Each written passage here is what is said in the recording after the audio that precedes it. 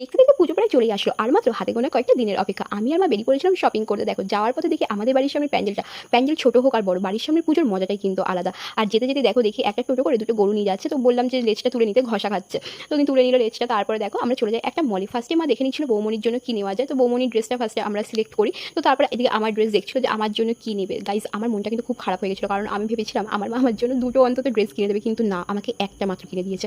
তো এই কারণে মনটা একটু খারাপ ছিল, কিন্তু কি আর করা যাবে। তো তারপরে দিয়ে পুচকুর জন্য ড্রেস দেখছিলাম, মানে পুচকু বলতে তোমরা তো বুঝতে পেরেছো, আমার দাদার ছেলের জন্য। তো এখানে দেখছিলাম ওকে কি দেওয়া যায়, কোনটা মানে এত ছোট, মানে বুঝতেই পারছিলাম না কি দেবো। এদিকে আমি আমার মাকে খুঁজে পাচ্ছিলাম না। তারপর দেখি যে ও মা একটা দুটো পাপোশ নিয়ে এসে হাজির। আর এদিকে বাইরে বেরিয়ে এসে দেখি যে নো এন্ট্রি করে দিচ্ছে। আমি তো মামাকে খুঁজেই পাচ্ছিলাম না। তো ওখান থেকে আমরা সোজা বেরিয়ে যাই। তারপরে নিয়ে নিই রোল, কারণ আমার খুব খিদে পেয়েছিল, তার জন্য মামা এগ রোল নিয়ে আসে, তো আমরা খাই। তো ওখান থেকে আমরা তারপরে আরেকটা জায়গায় যাই। তো মাকে আর মামাকে পাঠিয়েছিলাম আইসক্রিম আনার জন্য। তো আমার মা তো বুঝতে পারছিল না কি আইসক্রিম নেবে। তারপর দেখো মামা তিনটে কর্নেটো নিয়ে আসে, তো আমরা তিনজন মিলে খাই আর আইসক্রিম খেতে খেতে আমি বাড়ি চলে আসি। এই ভিডিওটা এই পর্যন্ত। যদি তোমাদের ভালো লেগে থাকে অবশ্যই লাইক কমেন্ট করে দেখো। নেক্সট ব্লগে টাটা।